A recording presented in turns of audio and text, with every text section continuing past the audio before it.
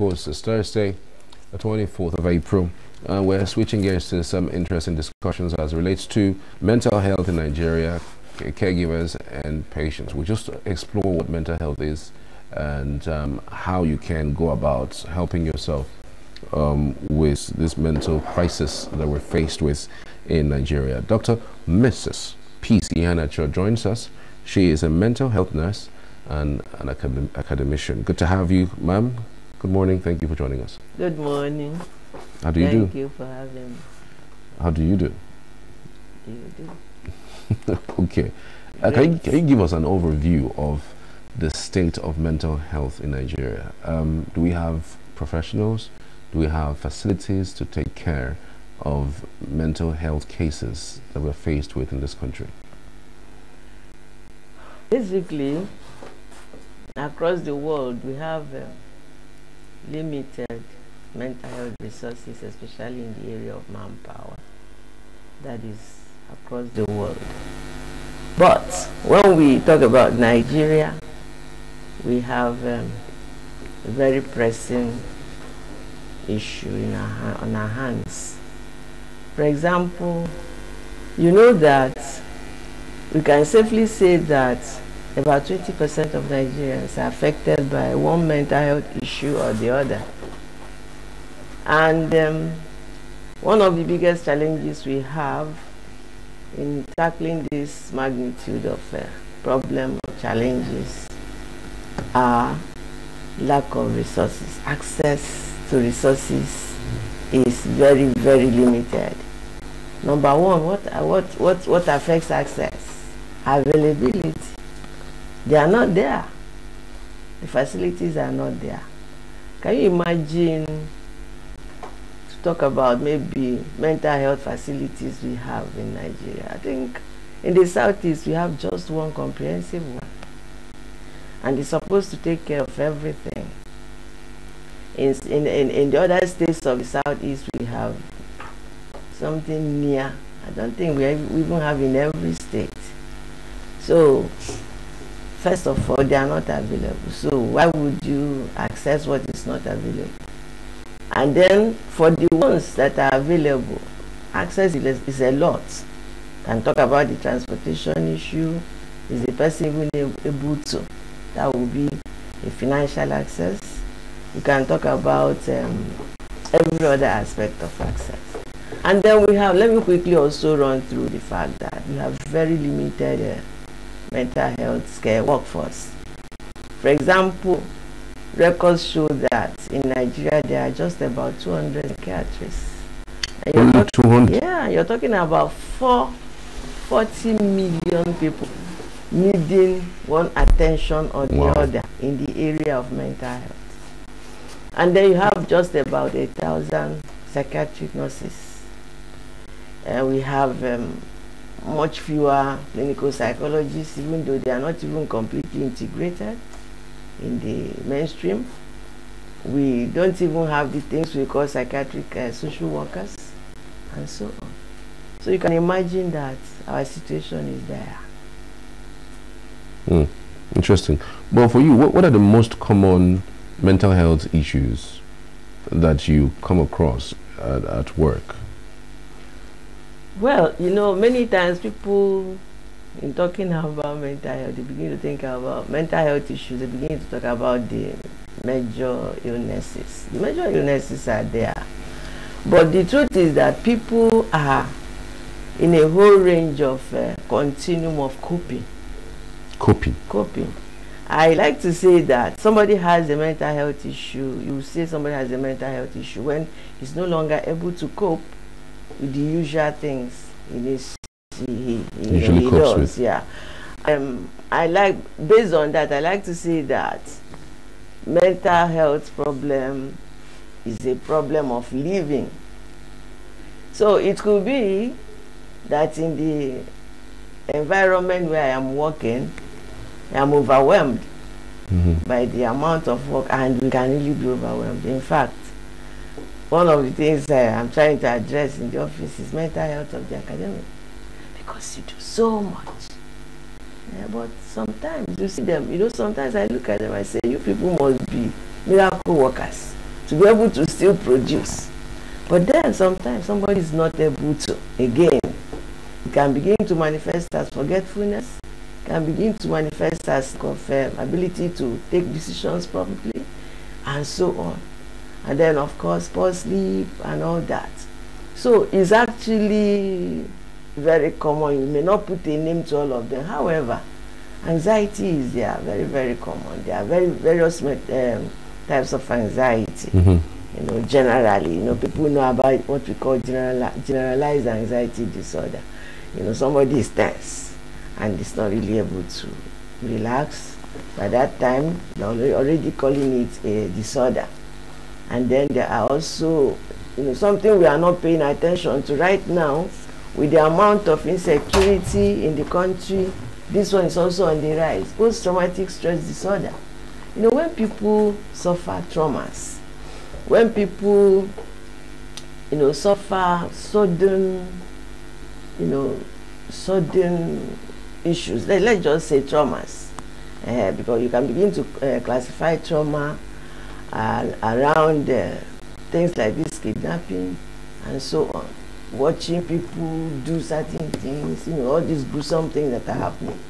So we are not paying attention to them, but it's on the rise, because it's the person that is experiencing that will tell you, and most of the time they don't have people to talk to.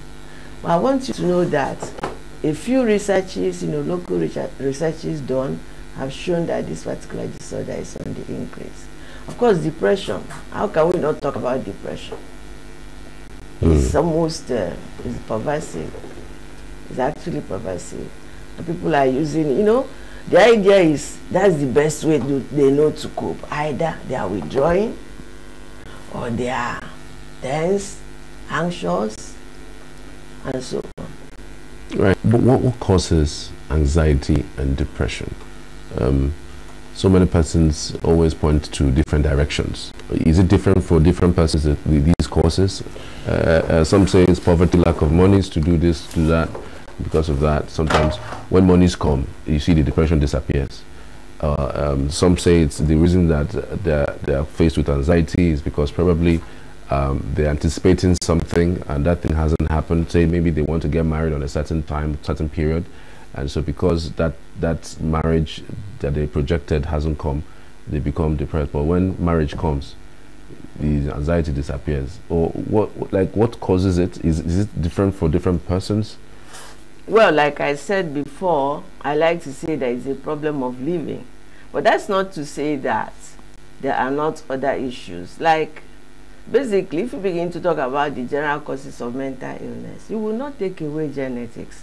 But when you talk about genetics, it is not like one gene is responsible for maybe anxiety or depression or any other one, or maybe schizophrenia, that's the frank psychosis and things. What happens in the area of genetics is that you could see that a few, you know, some genes here and there contribute to some weaknesses, and so that gives somebody what I like to call a predisposition. A predisposition in terms of the fact that you have an underlying thing. But many times a predisposition will not make somebody to go down. Most of the time there is a trigger, okay, a precipitating factor. So, and then that's where you now bring these problems of living. For example, if you go to psychiatric hospital, when you take history, you will always hear this person was well until this time. But still, when you delve into the history, you could see one grandmother, one uncle that also had issues. So you will now see until becomes the trigger. Maybe they will say the mother died, or he lost his job, or this thing happened to him, or this thing happened to him. There are actually a whole lot of things that can happen. Losses, trauma, deaths, and so on. Like the poverty you said, it's not a small matter. No, it's not. So it's a huge trigger. No, it's a huge trigger. You know, talk about the place where we are among students. Sometimes you see that somebody is not able to. you know, I get into trying to find out sometimes, especially like when I see failures. You talk with these children, you see that they are carrying huge issues. When somebody cannot eat, when probably has not been able to pay school fees, and everybody is moving around doing as if it doesn't matter, and this person is just there withdrawing. It's huge for Nigeria. If you remove, I think poverty should be one of the biggest triggers we have here. Poverty. And all day attendance issues, you know, because when you are poor, you lose something you can't replace. Poverty might be a reason to be thrown out of your house, and all that and all that. So it's quite huge for us. And of course, poverty affects access to service. Yeah. So the underlying factor is don't be poor. Try not to be poor. So you can also assuage, you know, the triggers that comes with. And then, but you know, that also raises other issues, because people now see themselves facing, as in, they set targets for themselves that sometimes they are not even able to. Some of the targets are not realistic. That is why you see every kind of attempt to make it. Some of them are fair enough, some of them are reasonable, some of them you can't imagine. You are talking about anxiety. What if somebody has this, you know, target? I must make it, I must make it, I must make it. And you know, people don't just make it like that. I don't know what happens in Yahoo. I don't know the intricacies of it. But poverty could make people to join that kind of thing. And society already is frowning at it. Anybody that you catch, I don't know how they manage to know who it is. But anybody that you catch has already entered another set of problems. But I don't even think all those, the number of young people that enter into whatever it is, make it. So already they become cases themselves. Well, how do you advise that people manage expectations, especially as it relates to setting goals and setting targets? Well, I like to say that, you know, expectations should be realistic. For example, know what you are capable of. It's not necessarily just another person. It's good to look at other people and let it motivate you, but no two individuals are actually the same. Realistic estimation of self, very, very important. Very, very important. It's a feature of mental health that you know that this you can do and this you cannot do, or that you work at this pace while another person can actually work at another pace. But the fact that that person is working in a different pace doesn't invalidate your own. Realistic estimation of yourself, of your own circumstances, and so on. Why is it important? Some of us just, you know, we are in the background thinking of how bad our own is, how it is bad, how it is bad, how it is bad. And we don't ever pick ourselves up. That is, you know, that's not also realistic, because people fall or people also rise. A lot of people are falling and they have also risen and they have succeeded.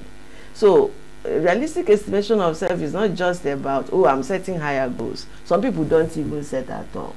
And it still contributes to mental health issues, because today you see you're here, you're feeling down, and tomorrow you're still down, and tomorrow you're still down, because you have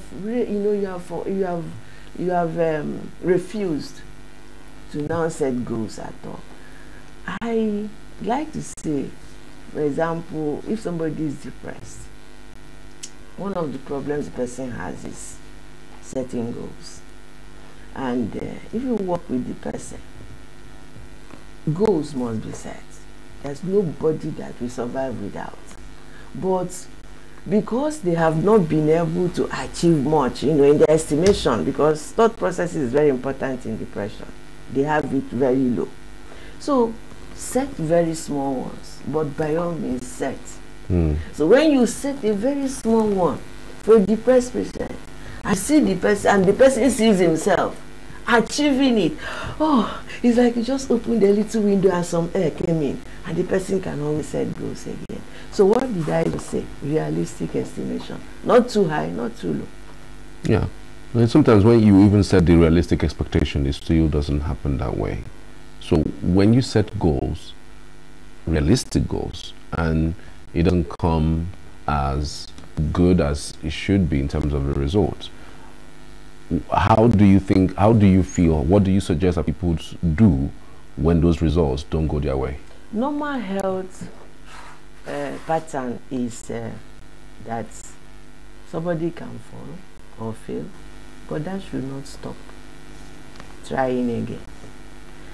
That's where many people actually have issues. Oh, I've done this, I've done this, I've done it, but nothing says that you cannot even do 7 times. The scripture says even a righteous man can fall 7 times. So what is important is don't write yourself off. You know, if you set goals, you think they might be realistic. That's your idea. When it is not working, why don't you also get information, get training, invest in yourself, know whether you're doing it right or not. Then you can get information, talk with people, let people advise, let people train, actually, get some more knowledge about how to do some things. So there's none of us that actually starts and start running immediately. Many times it takes a lot of building. What okay, you want to say something? People must be aware that failure is part of life, actually. Yeah. Great thought. But what mechanism do you think is available for those who face mental health challenges within the family circle? The family is a very important resource. I don't ever underestimate it. When people, in fact, the family can make a difference in whether people actually survive, succeed, cope with mental illness. They are about the first, the best resource. You're saying what mechanisms within the family, right? So you know that if you are in the family members are likely to be the first people to observe that there's something a little off, unless the family is dysfunctional. If not, a stable family will always, there will be the people that will know that this person is not sleeping. There will be the people that will know that, oh, he's praying too much now, or that he's not eating, or that he's taking time to take his bath. And especially when it was not the person's, the normal pattern with the person. So the family is very, very important. I call it the most important resource. Then, so that's in the area of identification. From that, as early as identification, which should be early for every illness, and then importantly, mental health issues. Identifying early will help you to do something promptly, and when you do something promptly, you are supposed to get better results, right? So the family is here through all the spectrum of care. I started with identification, and then of course deciding that, oh, this is a problem, what I call validation. You need the family to validate, yeah, this is a problem. Oh. And many times it's because somebody in the family or people in the family say, yes, so it's a problem, that they begin to think about what should we do. Somebody that is having mental health issues, I told you, is having problem with coping. So he might know that he is not even meeting his goals, but he's not able to take a decision to do anything. So the family validates, this is not normal. And then the family begins to think about what shall we do. And then, in the matter of what shall we do, they provide all their assistance. Many times you see that a mental health, somebody with mental health problem cannot pick himself up and go to hospital. Yes, because the way the thought processes are going at that time, he may not actually be able. So family is there, take the person for services, and then the family is also very important to make sure the person maintains treatment. Like this taking drugs, it's not a small matter. You need a lot of support. and the family comes there very handy. Taking drugs, like taking yes, normal taking drugs? Your drugs. Okay. Like, even if it is normal drugs. But I'm talking about, well, there's no drug, there's no money. Drugs are for issues. So, like, long-term issues like mental health issues, many times they need to take drugs for a long time. Or any other condition that will make people need to take drugs for a long time. We see that they need somebody, especially family, to help, continue to bolster the person. You can get tired of drugs. And then rehabilitation. When the person comes back from the hospital, it's very, very important that the family receives, because the family receiving the person will help in this matter of stigmatization. You know that they are stigmatized. There's a lot of misconception about mental health issues. So, family is very, very important. Right. This mental health issues, does it in any way differ from person to person as to the capacity to withstand, the effect of it when it comes? So yeah, sure. Actually, even succumbing to mental illness has a lot of individual differences. Okay. For example, this word we call resilience. I was telling you about people's ability to cope. Yeah. People are able to cope based on, certain features, strengths, you might say, and then of course supports around and so on. So, like when we talked about poverty, if somebody has a predisposition for maybe schizophrenia, but he has a lot of support for managing stress, provisions, and so on, he may not go down as fast as the other person that is also having lack of support, having poverty hitting him in the face, having losses hitting him in the face, and so on. So, a personal characteristic in the matter of coping and not succumbing to mental illness is what we call resilience. Ability to, when you are stretched, to bounce back. And it's an individual matter. Actually, people have different levels of resilience, but that can also be affected by environmental factors. So it is not really, that's why I also talked about coping. People cope at different levels. Yes, you can see students, they are reading, suddenly what we used to call brain fog, I don't know, it's not too common again, but assuming there's something, something like that, the same, maybe there will be 100 students in the class facing the same pressure, and it can be quite hectic, especially during exams and so on. But suddenly someone is not able, saying something else, and is not able to, you just see that he's not taking that pressure. But there are others taking the pressure, and they will finish. And then, some people will not sleep. Many times exams stretch for 2 weeks, 3 weeks, and some people like, oh, this is a goal, I must attain. And they keep on, they hardly sleep, but that's because they are hoping that at the end of 3 weeks, how they fall sleeping and all that. So they're able to do. But some people, they didn't sleep for 3 days at a stretch. So individual differences do exist in personality, ability to cope. It's always, all these features, it's always what I like to call, things. These things are normally distributed. And what I mean by normal, there's a normal curve. Some people are at this end of very high resilience, the other people are at the other end of very low, but most people are at the middle, and all those people are managing to get by. Do you think there are specific kind of food that people eat that can help with their mental capacity to cope with stress? Capacity is a word, but I can talk about the ability to cope.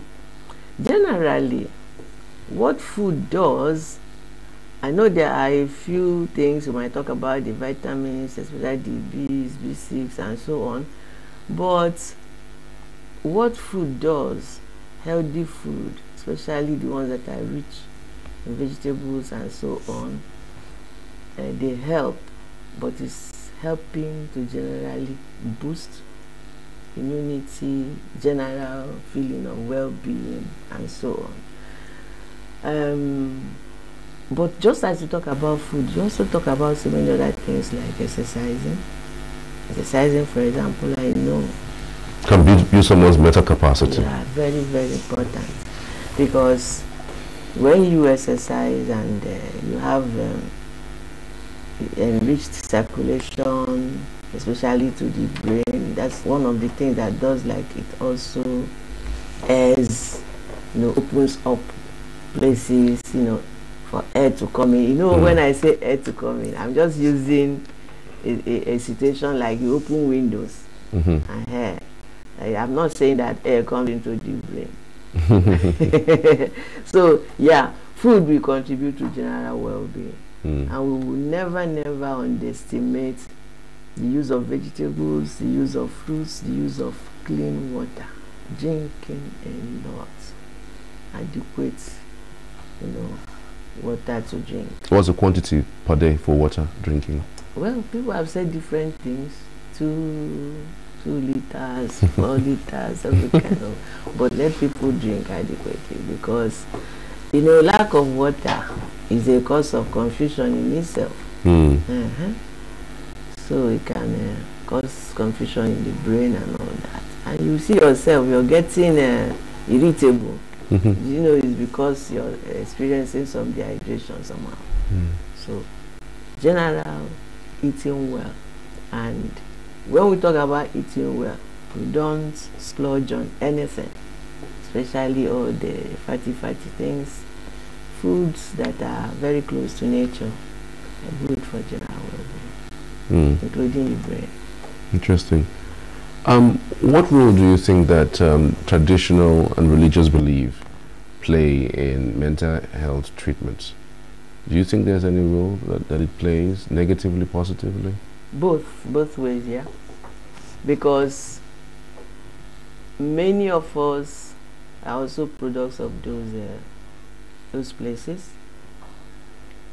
Generally, people tend to look at them negatively, but when you think about the fact that the hospital alone cannot take care of the mentally ill, but one of the problems we have for not being able to take care of our mentally ill is that what we have is removed from the community. Can you imagine bringing a patient?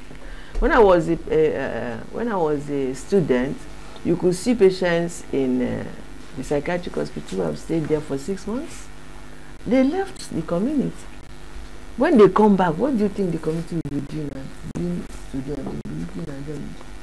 And those people will also be looking at the community strange. And there's no integration. All right. So I was saying that we generally look at them as if they don't have anything to contribute. But even if, as members of the community, they have a lot to contribute. Prayers, for example, religion, for example, does a lot in bolstering the individual person. Depending on how you believe, if you are someone that believes in maybe the Bible, you will see that you can pick up a lot of things from the Bible to bolster your mental health. Yes, how the Word of God says this or says that or says that. The same way, every other religion, I call them lay support. They are there. How you know that some of their effects are negative in the sense that sometimes they now arrogate the power of being able to heal to themselves, whether traditional or any other. And even when they are not, gaining or having success, they insist and they do some things that are not necessary. Sometimes outrightly harmful things, in order to make sure to say that they are doing things. And we know that is very common in our place. Very, very common in Nigeria. And you'll be surprised. These the people that are called traditional healers, many times they go to take our orthodox drugs and mix into whatever. And they said, and when you get into that area, it's already danger. Because number one, what of the interactions between the drugs? Number two, what of the dosing issues and so on? So when they get into what they are not supposed to do, they are not, it can be quite negative. And sometimes they actually prevent. I know cultures where they will tell you, this is not hospital issue.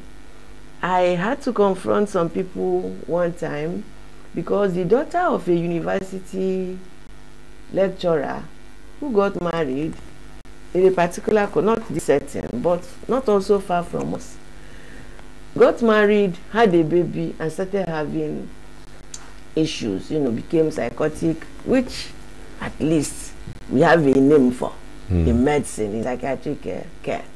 So, and I just came to a meeting where I belonged with this woman and others. They were giving a report of this. I said, no, so where is the woman? Let's take her to hospital so that she will not at least harm the baby. The baby can be in danger. But they said, oh no, this is not a hospital issue. To say that kind of thing, it means that there's somebody at the back, some lay systems of treatment that are saying this is their issue, and that is not good. So I kept on talking because I was really concerned. This woman can just look at this baby and think the baby is the problem. Depending on the thought process, can take the baby and just kill or anything. But they insisted it was not hospital issue. I was never able to even see that lady. Although I heard later on that she improved. I don't know the extent. So when you have such, and we have a lot of it in our environment, it is negative. Yeah. But remember I told you, they can be supportive. There's nothing wrong with them helping you. There are people I call volunteers in the community. They can help identify, they can help advise, they can help refer, and they can support people to get treatment and all that. So everything in the community is not actually negative.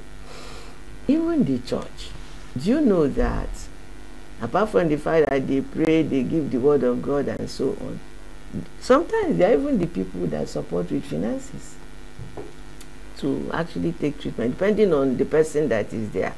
We know that some people are there who don't understand and they take laws or matters into their hand beyond what is expected of them. But the bottom line is that they both contribute positively, negatively. Oh, wow. On the final note, though, how accessible do you think the treatments are for Nigerians, average Nigerians who want to seek help for mental health issues? Are they accessible? Are they affordable? I already, the first thing I said here was that access is one of the major issues we have, and it was access based first of all on availability. Before you begin to talk about physical. For example, everybody that is mentally ill in any good state here right now, if they want to access comprehensive care for mental illness, do you know it's only Federal Neuropsychiatric Hospital Enugu that we have? There was a time they were talking seriously about integrating into primary health care, which is what it should be. Mental health is actually one of the components of primary health care. But even the places where I used to know that there was a psychiatric nurse in Abakpa Health Center. The idea is that there will be a stopgap between the people and the hospital. Everybody doesn't need to go to the hospital. And look at that, our hospital, how many beds do we have there? Many times patients that will need admission are not admitted. So basically availability is one of the things that affect access. And then we talk about the transport fare, talk about the acceptability of the services. Is it even tailored the way that community people will like it? That's why the health center should have been a stopgap. There was even a plan at the time to make sure that at every local government, in every local government, there's a mental health practitioner there, principally nurses. Number one, you don't even have the nurses. Number two, the policy has not even supported it. So like I was saying, there used to be one in Ababayo Center. I don't know whether it's still there. So another thing now, we talk about financial access. Of course, finances, the transport is there and all that. The drugs. Some of the drugs, especially the ones we call the older ones, the typicals, can be quite cheap.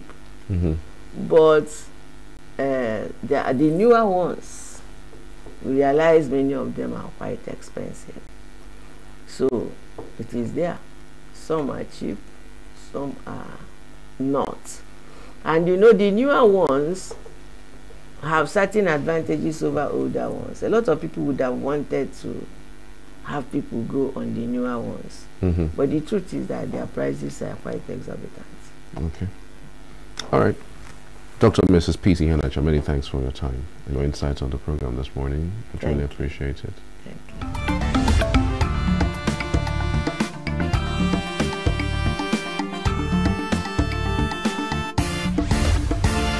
Signature TV, news in your pocket.